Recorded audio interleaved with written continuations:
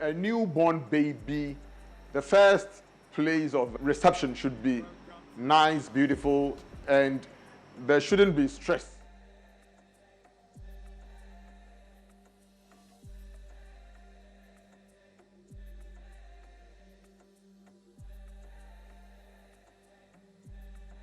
Welcome to Ghana.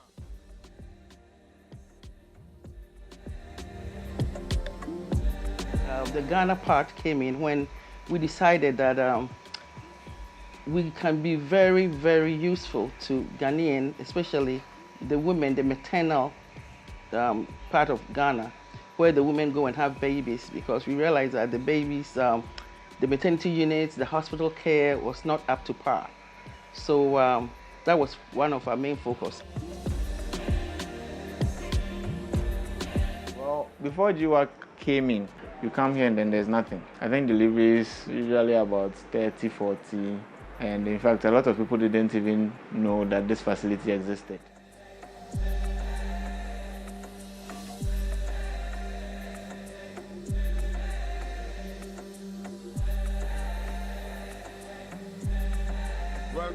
When more than 4 women deliver, some of them had to sleep on the floor, or sometimes too we have to discharge them early so that others can also have their share on the bed. You enter the labor ward and sometimes they see your face and like, hey, mommy, this and that, you know. They won't even examine you to find out what's going on. Because I mean, you have only 4 beds. And their beds are full. And you have come with labor. What should we do? Meanwhile, there's someone who probably needed emergency care. And look at the distance they have to travel. By the time they get there, probably have lost the baby, or they are in some bad states or something like that. They reached out to the facility. So I think the former president visited the facility somewhere September 2015. The maternity block was part of the administration block. They were using 2 rooms. If you look at the state of how it was, the administration block, actually the maternity block was on the top floor. So imagine pregnant women will have to climb the stairs in order to get to the labor ward and then the recovery unit. So imagine a woman in labor, already in pain and distress, having to, climb stairs up and all that. So when she visited and then got that, that's how we got that relationship. So I think the delivery room had 2 beds. I think the recovery had about 4. And if you look at the nature of the beds, I have some pictures, and they were very old beds, rickety. If you look at even the nature of the labor ward itself, some of the equipment were not up to date. They didn't have proper equipment to even sterilize equipment. Some consumables, gloves and other things, to try and then, give the quality healthcare wasn't available. So you had midwives even delivering clients on the floor and at the base of the staircase because there was no space for them. Some actually deliver in the car, and if they are in the district, in a bad condition at the base of the staircase, someone who already is weak. So you have to get strong men to carry, them up the stairs before they come to the ward, and even when they get there, the medications and stuff to even treat the person may not be there. So that is the state in which it was, and I think you'd agree with me that it was very bad. It wasn't the best.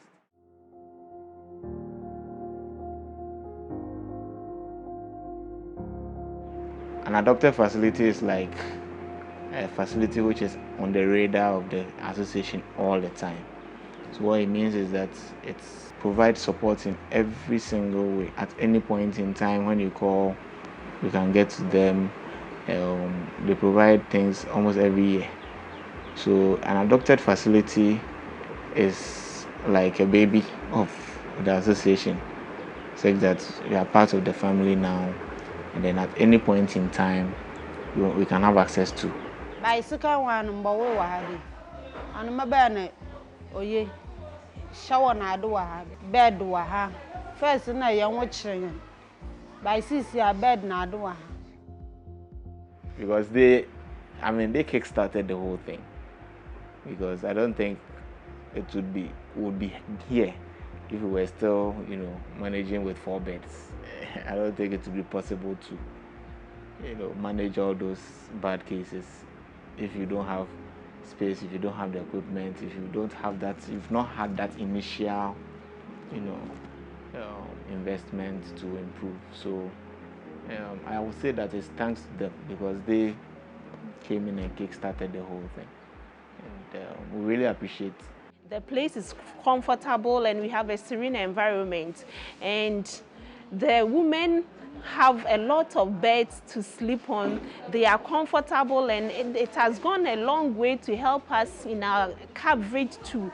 Now we have a very good service. I mean, we have better staff, better equipment now, so we get referrals coming from other health centers and smaller facilities coming to Elmina for care. So because of that, basically antenatal, we see about 150 to even 200 cases sometimes a day. On a normal day, pregnant women coming for antenatal services. Yeah. And then for our deliveries, I think we're doing an average of about 75 to 80 a month. We've gone up to about 90 before, 90, 95, and that is huge compared to other areas within the service.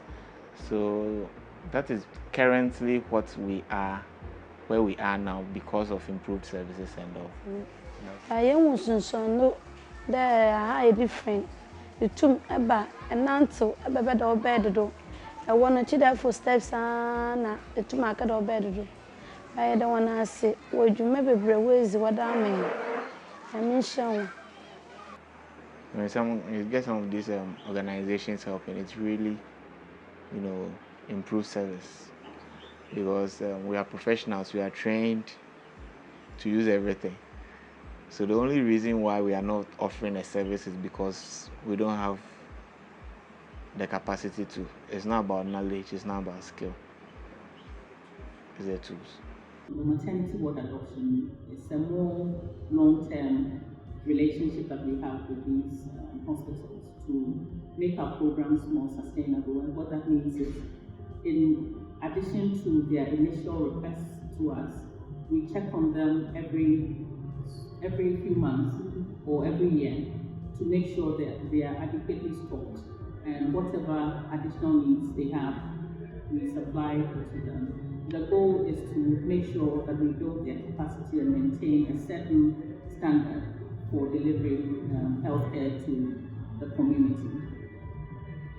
And so far, we have adopted Yes, we adopted Elmina was the first healthcare. That was our very first in 2016. And also in 2018, we adopted Achimoda Government Hospital. Our goal has been to try and adopt a hospital up on each and every deployment. I had a few of the clients actually complimenting the place. Hey, you see, they're put the term there. Why you fine and they are doing very well.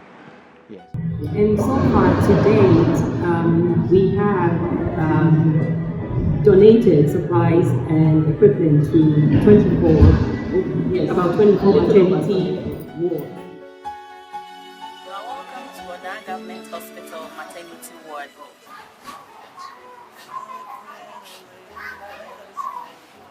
Ghanaian Government Hospital, being the largest hospital serving the entire municipality, Graham's entire municipality, has a wide catchment area. So there is a lot of pressure on the maternity ward, serving a large number of patients.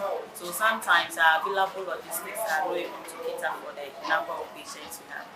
So we depend on donations from some organizations sometimes to help in the care of our patients. So it was a timely intervention when the Ghanaian Women Association of Georgia donated some items to the ward. They donated items like beds, mattresses, suction machine, BP apparatuses, and some consumables, among others. So as you can see, these are some of the beds donated to the ward. when the beds came, they have been of great help to the patients because formerly the beds we used to have were worn out and the mattresses. So when these ones came, they helped the ward in a great way. So the patients and the staff of maternity ward are very grateful to Ghanaian Women Association of Georgia, and like Oliver Twist, we always ask for more now that they are friends of the ward. So whenever there is the opportunity for them to help us, we will live with them to do so. So thank you very much and God bless you. I mean, there's so many things we could have done in Ghana, but the maternal part of it, since we're women, and if you have had a child before, going through labor is not an easy task for the mother, for the child, even for the parents. I mean, the patient's family and the nurses, it's not easy. And if you put in where you don't have the equipment, the basic ones to do what you need to do, it's really appalling. So I met Mrs. Agnese from Bano when she was the president of GWAG around 2017, when she came to visit her relatives in Ampane. Yes, she came with the Queen Mother to visit the facility and see how the facilities was operating. And when she came, it was just an empty structure. There was nothing in to operate. So looking at how the place is, look at how the distance from Ampane to Elmina, and then the rate at which mortality was going on here, and then fistulas were also recorded at a high rate. She decided to get to Ghanaian Women Association of Georgia.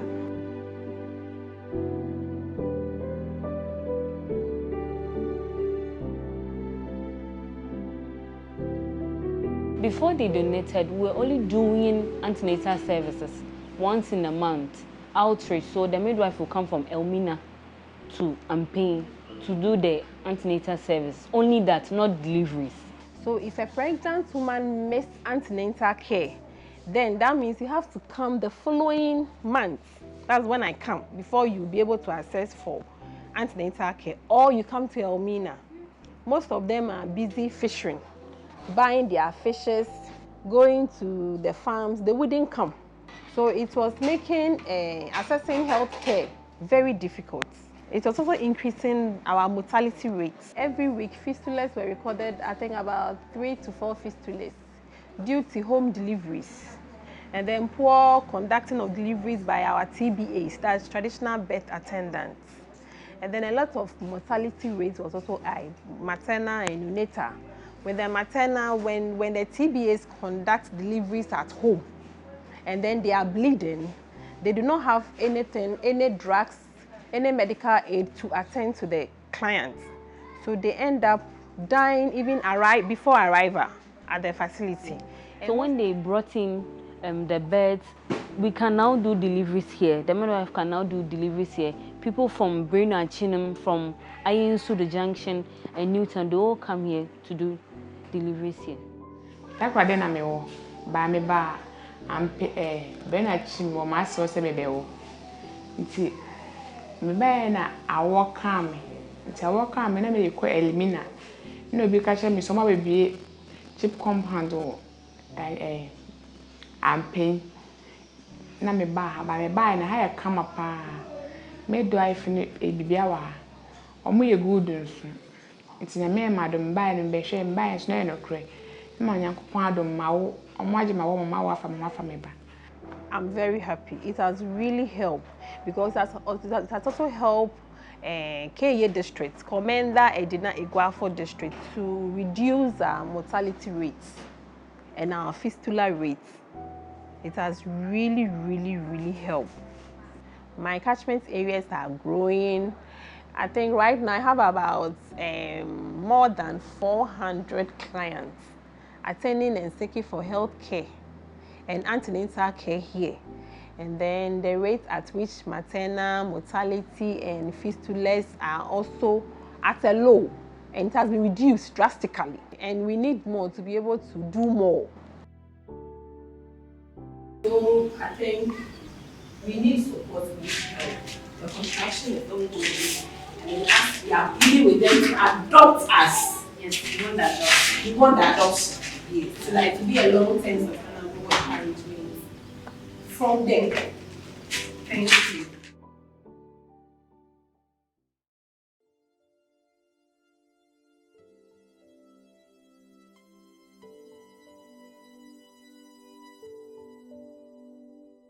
The maternity unit, this facility is over 50 years. So we have a lot of challenges.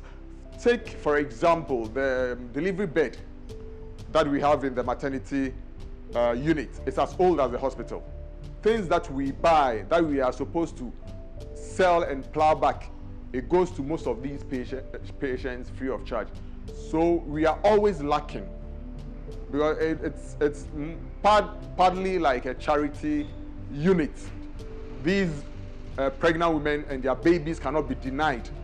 We generate money from other units to support this particular unit. The unit left on its own, I would say it's handicapped. And our long-term goal, especially as we are working this project in Ghana, is to create awareness in Ghana. There's a lot of people over there who want to do so much, but they really don't know where to channel their resources or support. Oh, I think it's a great stride, because I'm looking at where we were and where we presently are. Though the main focus was towards maternity, it has trickled down to the rest of the department. Even there are certain, inputs that we took that may not be of help to us. We have called sister facilities to come for them. A newborn baby, the first place of reception should be nice, beautiful, and there shouldn't be stress. We are so grateful. You're doing a very great work, and we are honestly telling you that whatever that you think you have done in your small way has landed on our grounds as something very big. My name is Nairam Che Mensah, a GWAG member living in Ghana. I was introduced to GWAG by my sister, who is also a member of the association. The activity I enjoy most is overseeing the project coordination here in Ghana. And this I do together with other members of the association who also live in Ghana. I participate mostly in the virtual activities since I cannot attend the in-person programs. So the virtual platforms work for me. I'd like to say thank you to our donors. We are very, very grateful for the support over the years, and we hope that you will continue supporting us. To our past and present leaders, thank you for all that you do. Not many organizations are super focused on the Millennium Development Goals. Very, very sharp, laser focus.